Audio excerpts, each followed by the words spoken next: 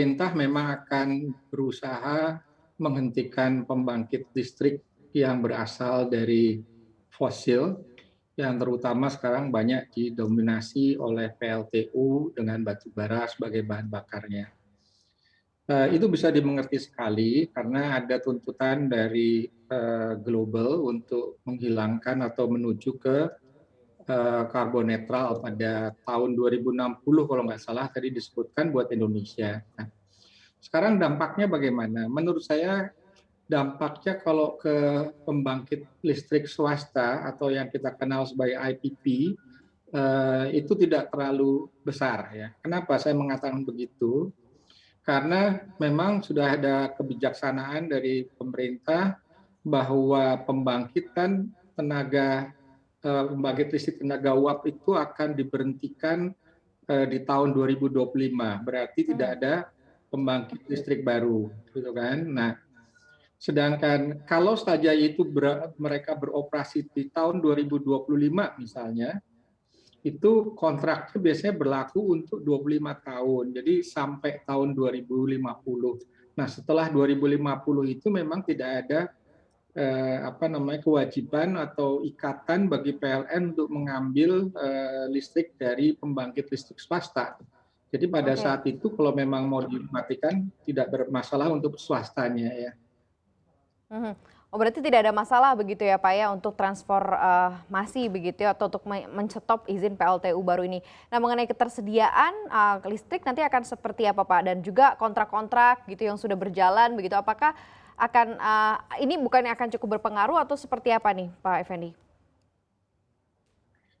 Ya tadi, kalau kontrak baru sudah pasti setelah 2025 pasti tidak akan ada lagi untuk yang pembangkit listrik tenaga uap tadi gitu kan. Jadi kontrak baru tidak ada sehingga tinggal kontrak yang berjalan itu. Tapi saya katakan tadi by 2050 kontraknya sudah berakhir jadi tidak ada kewajiban dari pihak penyedia listrik mensuplai dan dari PLN untuk mengambil. Jadi kalau dimatikan memang itu sudah dalam bentuk perhitungan dari bisnis modelingnya sudah demikian. Jadi setelah 25 tahun memang akan dimatikan gitu.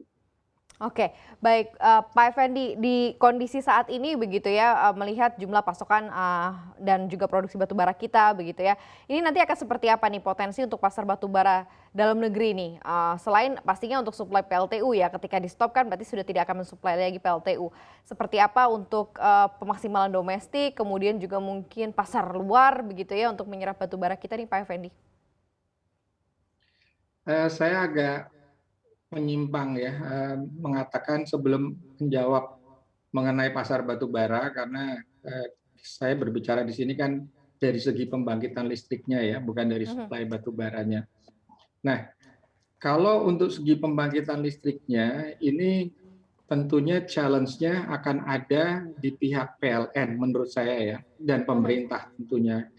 Kenapa? Karena pada saat sekarang ini mungkin sekitar 50% dari kapasitas PLN dan swasta tentunya ya, tapi swasta yang dioperasikan oleh PLN itu berasal dari batu bara. Nah, dan batu bara ini bisa menghasilkan biaya yang paling rendah untuk pembangkitan listrik. Nah, Mhm. itu akan hilang sama sekali sehingga harus digantikan dengan pembangkit yang berasal dari energi baru dan terbarukan. Iya. Nah, itu berarti mulai sekarang sudah harus dibangun itu ya untuk menggantikan yang sudah nanti akan diberhentikan. Nah, untuk membangun ini tentunya tuh biayanya besar sekali gitu kan. Itu yang menjadi pemikiran saya biaya itu nanti dari mana.